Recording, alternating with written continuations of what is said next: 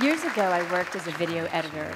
And one night, I was walking home from the editing bay after a typical 10-hour day of work.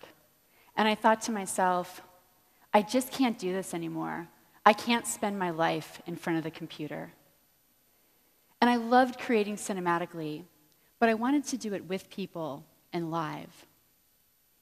And that night, I had a powerful dream, seemingly unrelated, because I dreamt of one giant, abstract, stark shadow. And long after I had awakened, the image of that shadow stayed burnt in my mind's eye. And that weekend, I went to the library. I studied the science of shadows and the physics of light. I studied art forms using shadows in painting and sculpture. And I found cultures that were using shadows for storytelling.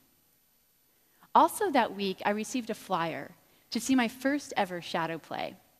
Now, I expected a little of this and a lot of this. But luckily, that's not what I found. What I found was a 20 by 30-foot screen, the size of a movie theater screen. And they were cutting between shots, from long shots to even close-ups. And I thought, they must be projecting an animation from behind. Yet, at the end of the show, 10 people came out with objects, masks, and puppets. It had all been performed live. I went up to them after the show and I said, "Take me, teach me everything you know. I really want to do this."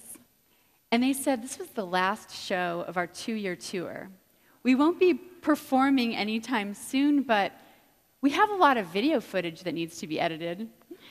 So I took the job, and I became a company member, a performer, a puppeteer, and an assistant director. And all of my aesthetic needs were met. Yet something new was born, a deep desire to understand the power and the mystery that lies in shadows for storytelling. I traveled to Indonesia, where in Bali they perform Wayang Kulit. It's an ancient shadow theater tradition. And in Bali, the shadow master sits beneath a coconut oil flame and uses hundreds of puppets to tell the religious stories of the Mahabharata and the Ramayana.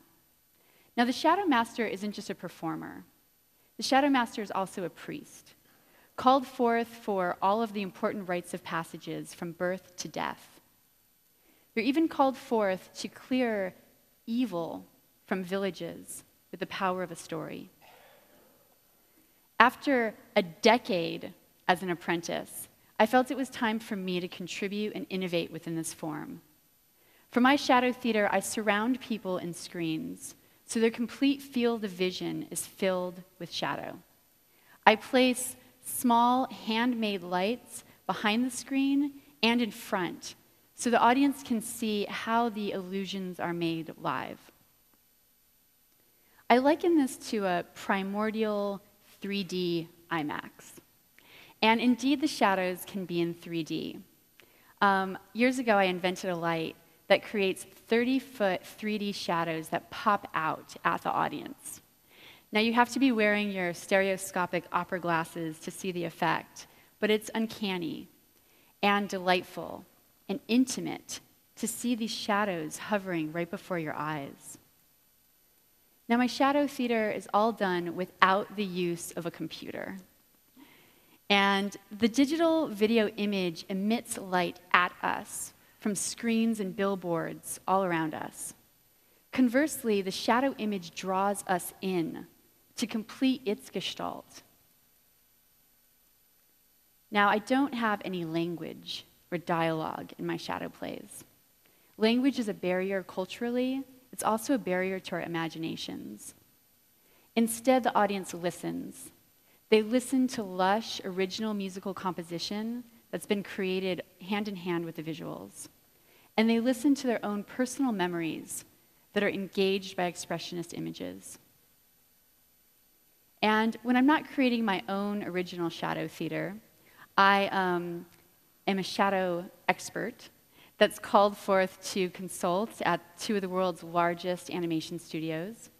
I design for theater and film, And I teach at universities, I've taught at prisons, and I teach at schools.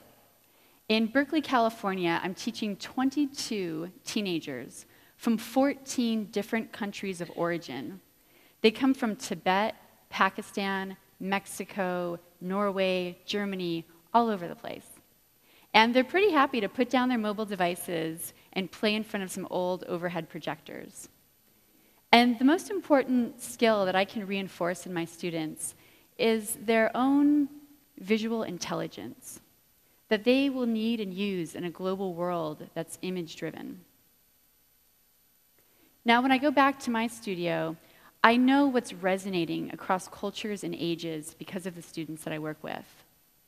Now, I don't take a traditional script and adapt it into shadow theater.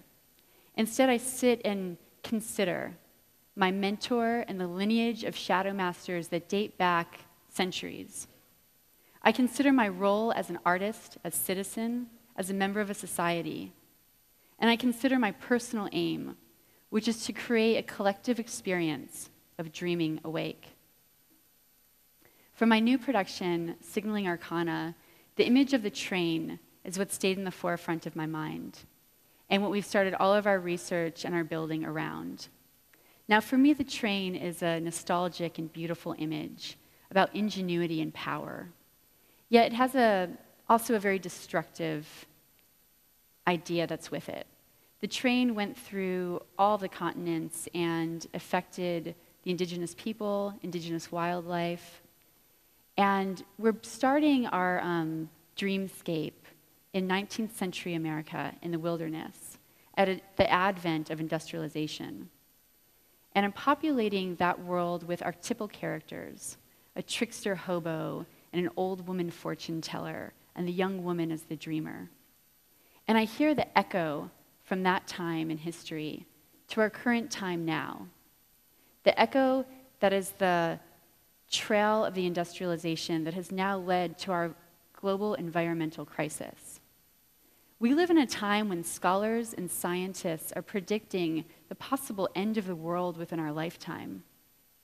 Now, whether or not I believe that's going to happen, that fear is up for us culturally. And I can't address it intellectually, but I can create a liminal atmosphere for us to look and experience the symbols and the ideas of that fear.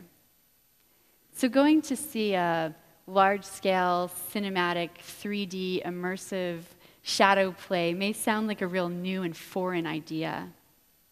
But shadows are as old as the sun. They're ubiquitous, and each of us has one. I find it the most natural, visual form of storytelling for collectively dreaming awake. Thank you.